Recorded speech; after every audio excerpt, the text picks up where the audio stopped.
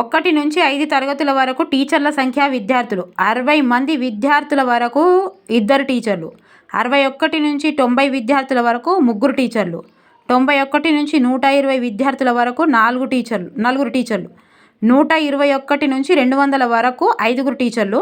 విద్యార్థుల సంఖ్య 150కి దాటితే 5 టీచర్లు ప్లస్ ఒక ప్రధాన ఉపాధ్యాయుడు.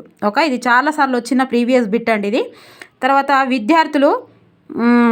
ఇది కూడా విద్యార్థులు 200కు మించితే ఉపాధ్యాయ విద్యార్థి నిష్పత్తి 1:40. 6 నుంచి 8 తరగతుల వారికి 1:35.